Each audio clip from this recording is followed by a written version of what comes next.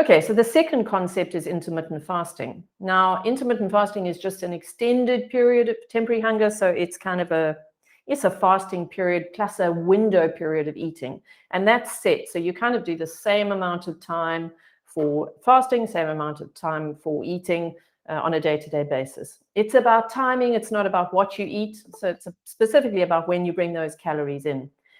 So what this does is it empties the fuel cells, so your muscles and your muscle and liver cells. It empties those cells of fuel, and then it forces the body to, again, draw more of those fatty acids out of the fat cells and convert those to use the stored fat. So you've got these two, essentially through the ketogenic approach and through, or the keto diet, and through this concept of intermittent fasting, you're now pulling all these excess fatty acids out of the cells, out of the fat cells specifically.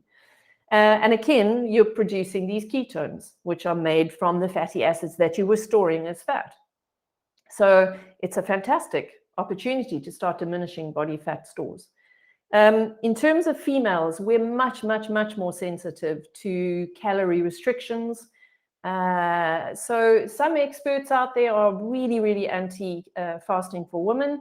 Some are very pro it. Look, for me personally, it's worked extremely well. I've been fasting for probably about 8 to 10 years now. So 10 years ago, I wouldn't have been as lean as I am today, and now I'm 51. So there is a very nice, a nice side effect.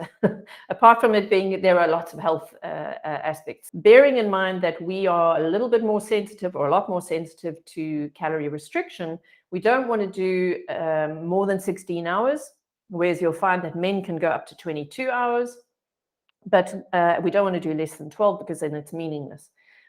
I always try and encourage clients to do around about 16 hours because I think that's manageable. You don't have to do every day. Every day you do is of benefit to you. So whatever you manage is perfectly fine.